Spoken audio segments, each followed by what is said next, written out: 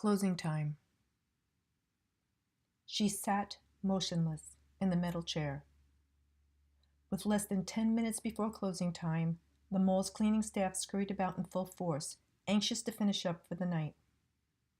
Security began making their appointed rounds, peeking down each mall corridor and checking for stragglers and unlocked security gates.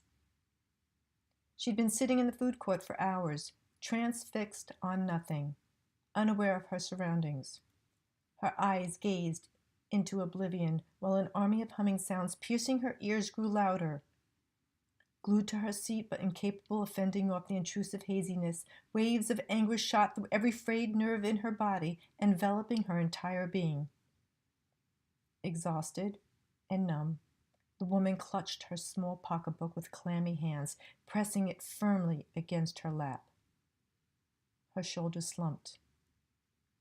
Nestled squarely between her slender legs sat two overstuffed shopping totes. "Ma'am, we're closing up. Time to go home now," announced an older security guard from the far corner of the court. No response. "Ma'am?" the guard repeated more forcibly, beginning to approach. Every night the same damn thing, shooing folks out, the guard thought absently. But the damaged woman never budged. For the life of me, why don't they all just go home when they're supposed to? "You're really going to have to leave. Everyone wants to go home too," Officer Ike said, exasperated. "Ma'am, for the last time," he said as loudly as he could, finally coming around the table to face her. The disheveled woman never returned eye contact. Instead, a stream of silent tears ran down her damp, ashen face. Her bluish lips quivered uncontrollably. "Hey, lady, you okay?" the security guard asked, reluctant to touch or startle the distraught woman. Crouching down to eye level, he once more attempted to get her attention, gently whispering, "Ma'am, can you hear me? Are you okay?" The woman continued to be unresponsive, her sodden face devoid of expression. Ike glanced around, frantically searching for anybody nearby who could lend him a hand. The only person in the vicinity was an older woman emptying garbage bins, straining her neck to watch. Ike snatched his radio off his belt. "Phil? Phil!" A response came less than a second later. "Here. Over. I need you to call the police and an ambulance as soon as possible. I have a woman located in the food court, age, I'd say approximately late 20s, early 30s maybe. She appears to be in shock, and I don't want to touch her, and she's not responding to any of my commands." "Roger that." Ike attempted again to comfort the woman. "Ma'am, we're going to get you some help. Blink if you can hear me."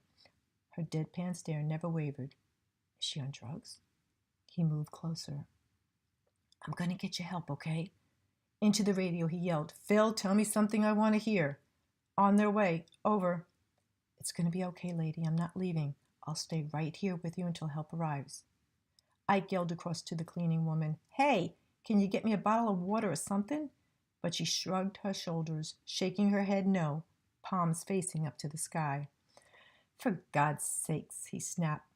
But before he had a chance to finish the rest of his rant, the crying woman slipped what appeared to be a long, sharp knife from out of her pocketbook.